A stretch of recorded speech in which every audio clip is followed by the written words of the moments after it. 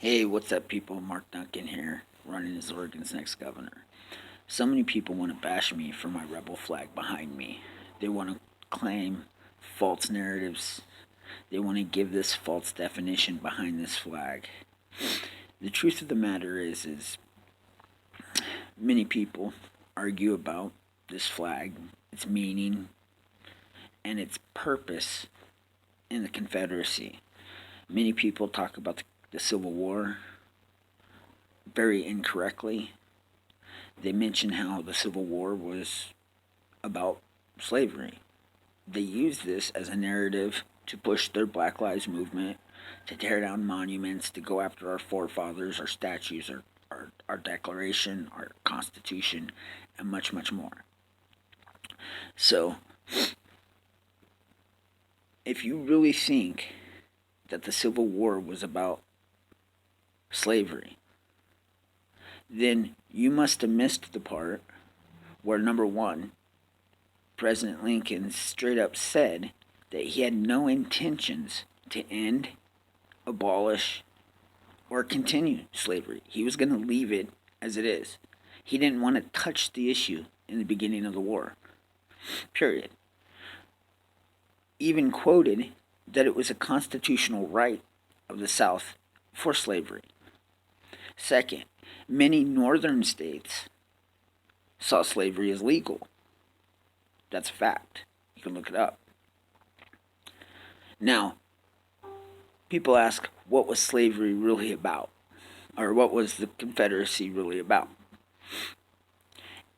Abraham Lincoln established a 50% tariff on cotton and tobacco. This was an attack on the core products of the southern states. The southern states opened up a free trade post.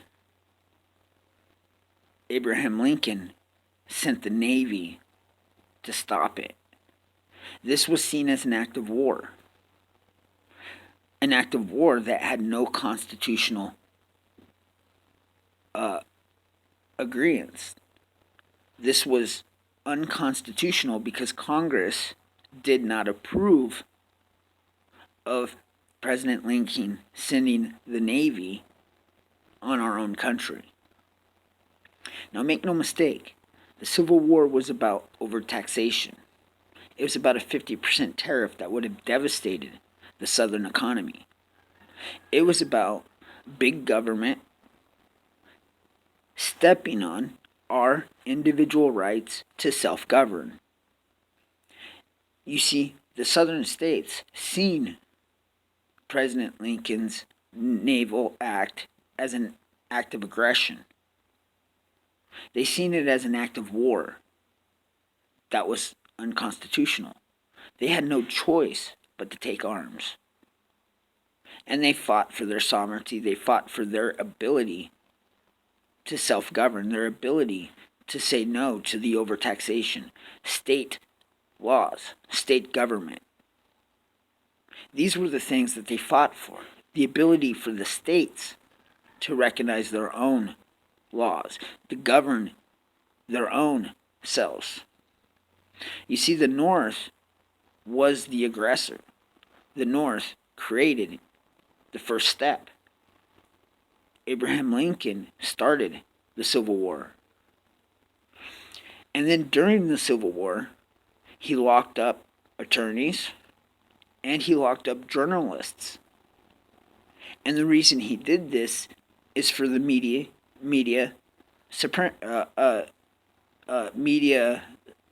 muffling. Okay, so what he did is he eliminated the newspaper's ability to talk about the lack of congressional approval.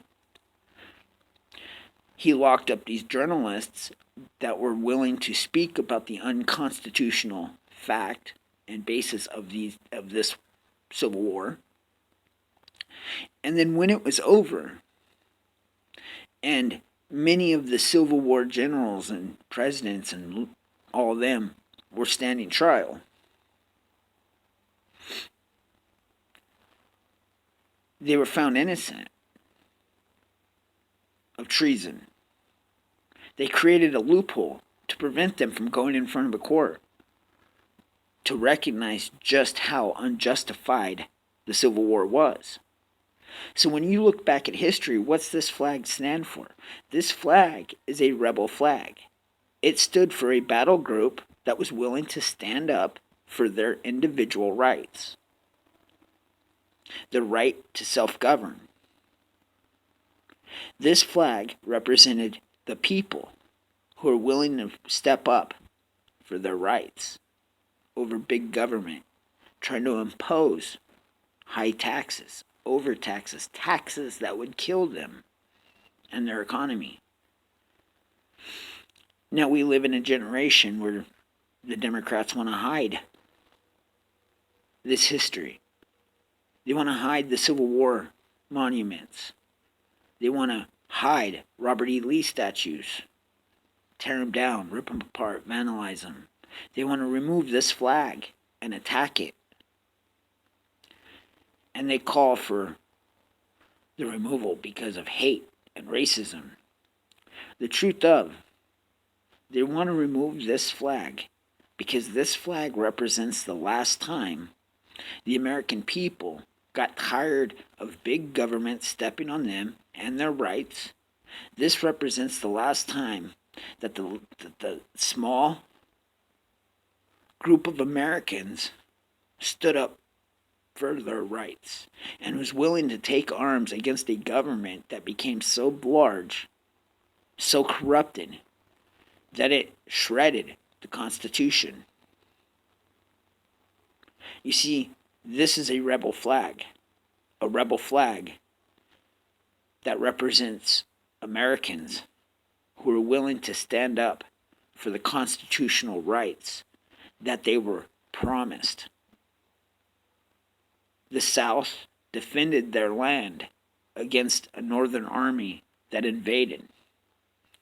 The South defended their economy against a president that installed a 50% tariff that would have devastated their way of life. And then when it was all said and done, they created this false narrative of slavery. When in fact most Union soldiers, most Southern soldiers said that if it was about slavery, they would have laid down their arms, because instead it was about their individual right to self-govern, to state-govern. When the war was over, we, as smaller states, won the right to self-govern. We run our state constitutions. We became part of the United States. But in doing so, we ensured that Texas, California, and New York don't determine the president every election. So with that, I'm saying have a great day. Remember your history. Learn your history, or you're going to be deemed to repeat it. Thank you. God bless. Peace. And remember, always remember, vote Duncan as Oregon's next governor. Peace.